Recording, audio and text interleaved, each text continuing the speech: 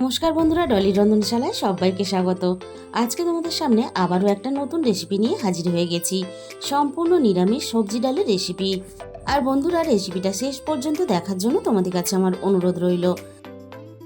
আর এই রান্নার জন্য আমি মাঝারি সাইজের বাটির এক বাটির মতো মুগ ডাল নিয়েছি। আমার যতটা প্রয়োজন ডালে ততটাই নিয়েছি। তোমরা যখন রান্না করবে তোমাদের মতো করে বাড়িয়ে বা কমিয়ে নেবে। আর আমি এখানে বিনস, গাজর, টমেটো আর মটরশুঁটি নিয়েছি। আমার কাছে যেগুলো ছিল সেগুলোই নিয়েছি। তোমরা তোমাদের পছন্দ মতো যে কোনো সবজি রান্নাতে ব্যবহার করতে পারবে। প্রথমে আমি কড়াইটাকে হালকা একটু গরম করে নিয়ে আমি মুগ ডালটাকে ভাজার জন্য কড়াইয়ের মধ্যে দিয়ে দিয়েছি। আর বন্ধুরা, সবজি ডাল মানেই কিন্তু সবজির পরিমাণটা একটু বেশি দিতে হবে। সবজির পরিমাণটা অবশ্যই ডালের মধ্যে একটু বেশি ব্যবহার করবে। ডাল আমি মিনিট 2-3 মতো একটু ভেজে নিয়েছি। আর দেখো, হালকা একটু ডালের কালারও চেঞ্জ হয়ে এসেছে। এবার আমি ভাজা ডালগুলো কড়াই থেকে নামিয়ে নেব। আর নামানোর পরে খুব ভালোভাবে ধুয়ে নেব। এবার আমি কড়াইয়ের মধ্যে প্রয়োজন মতো জল দিয়ে দিলাম। আর রান্নায় জলের পরিমাণটা কিন্তু আমি একসাথেই দিয়ে দিলাম।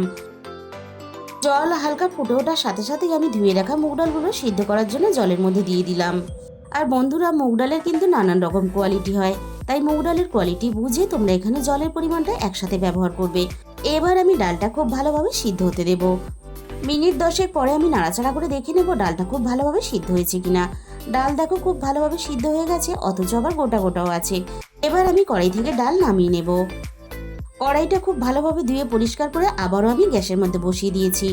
এবার আমি কড়াইয়ের মধ্যে প্রয়োজন মতো সর্ষের তেল দিয়ে দিলাম। এবার আমি তেলটাকে খুব ভালোভাবে প্রথমে হাই হিটে গরম করে নেব। আর বন্ধুরা, আমি কিন্তু রান্নাটা পুরোটাই সর্ষের তেলে করব। সর্ষের তেলে রান্নাটা করলে রান্নার স্বাদ আর গন্ধ দুটোই ভালো হয়। এবার আমি প্রথমে কেটে রাখা সবজিগুলোকে ভেজে নেব। আমি প্রথমে কড়াইয়ের মধ্যে কেটে রাখা গাজরগুলোকে দিয়ে দিলাম। তেলটা একটু বেশি গরম হয়ে গেছে, তাই আমি গাজরটাকে একটু হালকা করে নাড়াচাড়া করে দিলাম, যাতে গাজরটা পুড়ে না যায়। এবার আমি কেটে রাখা বিনসগুলো দিয়ে দেব। আর বন্ধুরা, আমি আবারও বলছি, আমি আমার হাতের কাছে যে সমস্ত সবজিগুলো ছিল সেগুলো দিয়েই রান্নাটা করছি। আমি যে সমস্ত সবজিগুলো দিয়ে রান্নাটা করছি ঠিক এইগুলোই দিয়েই যে রান্নাটা করতে হবে সেরকমটা কিন্তু না। তোমরা তোমাদের পছন্দ মতো যে কোনো সবজি রান্নাতে দিতে পারো।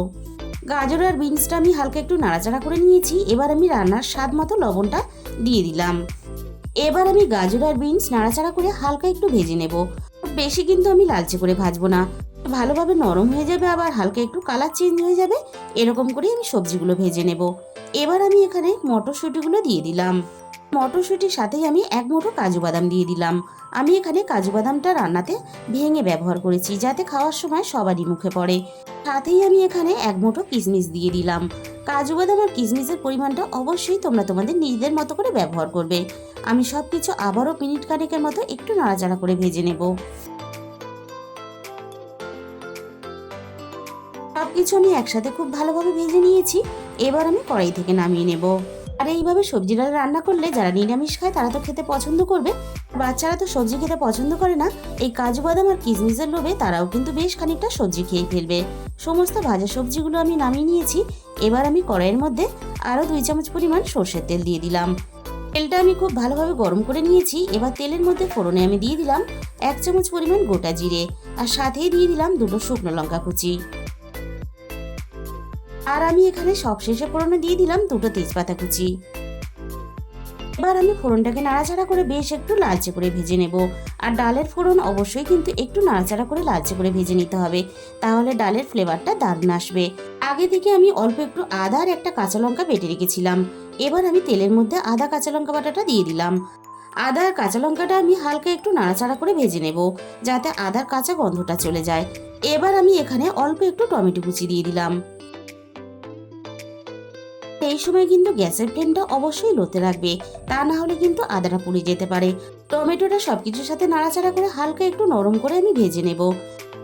সবকিছুর সাথে টমেটোটা বেশ নরম করে আমি ভেজে নিয়েছি। এবার আমি এখানে অল্প একটু জল দিয়ে দেব, যাতে মশলাগুলো পুড়ে না যায়। এবার আমি একে একে গুঁড়ো মশলাগুলো দিয়ে দেব। প্রথমে আমি দিয়ে দিলাম 1 চামচ পরিমাণ হলুদের গুঁড়ো, আর সাথেই দিয়ে দেব একেবারে সামান্য পরিমাণ লঙ্কার গুঁড়ো। আর আমি এখানে দিয়ে দেব 1 চামচ ভর্তি করে জিরে গুঁড়ো। আর এখানে দিয়ে দেব হাফ চামচের একটু কম হিংটা কিন্তু অবশ্যই ব্যবহার করবে। তবেই কিন্তু অনুষ্ঠান বাড়ির মতো স্বাদ আর গন্ধ দুটোই আসবে। আর তেলের মধ্যে হিংটা দিলে অনেক সময় পুড়ে যায় আর রান্নার স্বাদটা নষ্ট হয়ে যায়, তাই কিন্তু কষানোর সময় আমি হিংটা দিয়ে দিলাম। কষানোর সময় হিংটা দিলে তাহলে আর হিংটা পুড়ে যাওয়ার ভয় থাকবে না। সবকিছু একসাথে নাড়াচাড়া করে খুব ভালোভাবে মিনিট 2 মতো কষিয়ে নিয়েছি। এবার আমি সিদ্ধ করে রাখা ডালটাকে দিয়ে দিলাম। মশলা ডাল সবকিছু একসাথে নাড়াচাড়া করে খুব ভালোভাবে মিশিয়ে দেব। আর ডালটা হালকা একটু ফুটে ওঠার জন্য আমি অপেক্ষা করব। ডাল দেখো হালকা ফুটতে শুরু করে দিয়েছে। এবার আমি ভেজে রাখা সমস্ত সবজিগুলো একসাথে দিয়ে দিলাম। আর ফুটে ওঠার সাথে সাথে ভেজে রাখা সবজিগুলো দিয়ে দিলে তাহলে সবজিগুলো আরো ভালোভাবে সিদ্ধ হয়ে নরম হয়ে যাবে। এবার আমি রান্নায় স্বাদ মতো চিনি দিয়ে দিলাম। আর যেহেতু নিরামিষ মুগ ডাল, তাই স্বাদ মতো চিনিটা অবশ্যই রান্নাতে ব্যবহার করতে হবে স্বাদের ব্যালেন্সের জন্য। আর যেহেতু সবজির মধ্যে পরিমাণ মতো লবণ দেওয়া আছে, তাই ডালের মধ্যে কিন্তু এখনই আমি লবণটা ব্যবহার করব না। ডালটা ফুটে ওঠার সাথে সাথে আমি লবণটা চেক করে নিয়েছিলাম, লবণের পরিমাণটা একটু কম মনে হয়েছে, তাই আমি স্বাদ মতো আরও একটু লবণ দিয়ে দিলাম। আর ডালটা সবকিছুর সাথে মিনিট 5 মতো আমি খুব ভালোভাবে রান্না করে নেব। আর দেখো ডালটা খুব বেশি একেবারে পাতলাও নয়, আবার খুব বেশি গাঢ়ও নয়, এরকম করে কিন্তু আমি রান্নাটা করে নিয়েছি। এর থেকে খুব বেশি গাঢ় করে রান্না করলে তাহলে ঠান্ডা হওয়ার পরে অনেকটা কিন্তু গাঢ় হয়ে যাবে। তাই আমি এর থেকে আর বেশি গাঢ় করলাম না। এবার আমি ডালের মধ্যে দিয়ে দিলাম 1 চামচ পরিমাণ গরম মশলা গুঁড়ো। আর সাথেই আমি দিয়ে দিলাম 1 চামচ পরিমাণ ভর্তি করে ঘি। ঘি গরম মশলা যদি সবজি ডালে না দেওয়া হয় তাহলে কিন্তু আমার মনে হয় রান্নাটা অসম্পূর্ণ থেকে গেল।